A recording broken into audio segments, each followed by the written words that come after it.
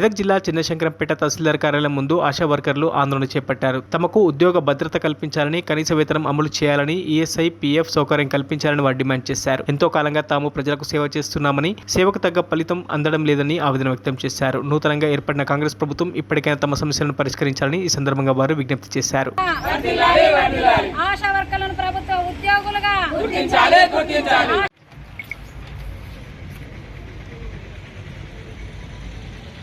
Demands day ఈరోజు July 10వ తారీఖున మరి రాష్ట్ర వ్యాప్తంగా పిలుపునిచ్చారు.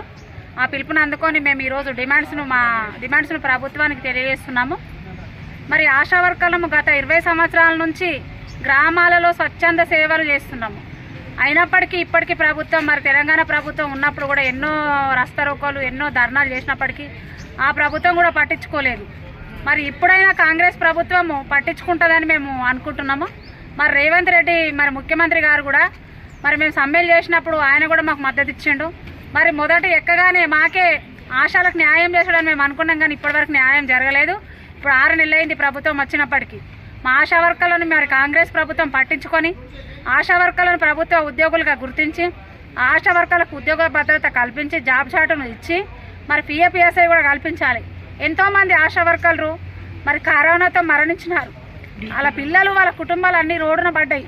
అయినప్పటికీ ప్రభుత్వం కానీ గత ప్రభుత్వం కానీ ఎన్నడూ ఆశా వర్కర్లను గుర్తించలేదు.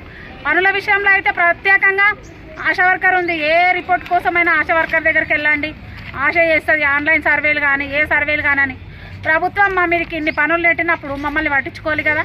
మాకు రోగం వస్తే చూపించుకోవడానికి మాకు ఒక ఈఎస్ఐ కూడా లేదు.